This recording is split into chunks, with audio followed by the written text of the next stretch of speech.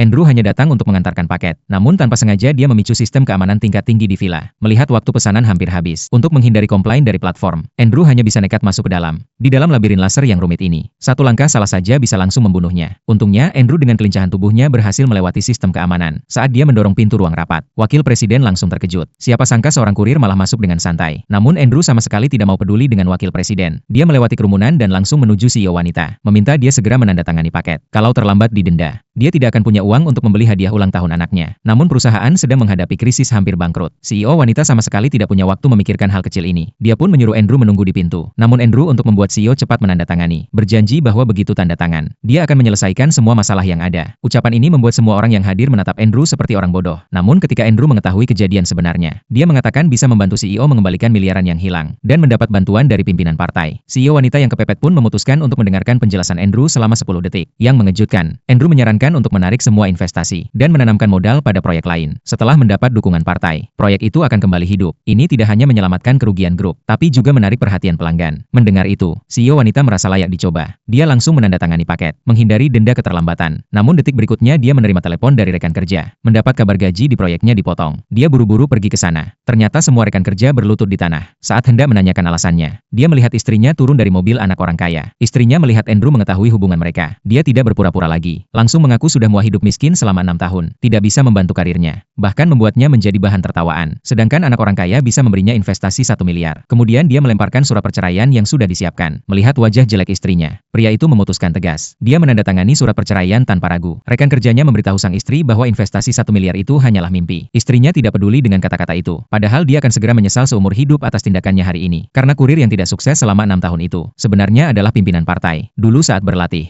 dia secara tak sengaja menghancurkan pilar batu, mempengaruhi keberuntungan negara. Itulah sebabnya dia menyembunyikan identitas dan menjadi kurir. Namun kemarin dia menemukan pilar batu akan muncul. Dia memutuskan mengungkap identitasnya dan mengadakan pesta ulang tahun putrinya di hotel paling mewah di Jiangcheng. Dia diam-diam menyiapkan kejutan untuk istrinya, berencana menyerahkan investasi 1 miliar kepadanya. Di sisi lain, CEO wanita juga mendapat kabar baik dari asistennya, menyatakan bahwa kerugian sebelumnya berhasil ditutup dan perusahaan kini berhubungan dengan keluarga super kaya. Dia langsung menyadari bahwa kurir yang memberi saran ini bukan orang biasa. Namun asisten mengatakan, pria muda itu hanya menantu pengusaha kelas 3 dan tidak disukai oleh keluarga mereka. CEO wanita merasa identitas pria muda itu tidak sederhana, lalu menyuruh asisten menyiapkan hadiah ulang tahun untuk putrinya. Segera hari ulang tahun putri tiba. Annie dan anak orang kaya datang bersama putrinya. Semua orang langsung berusaha menyenangkan mereka, karena mereka mengira Annie mendapat investasi 1 miliar dan mendapat perhatian dari keluarga super kaya. Saat istrinya dan keluarga Annie sedang bangga, pria muda itu masuk.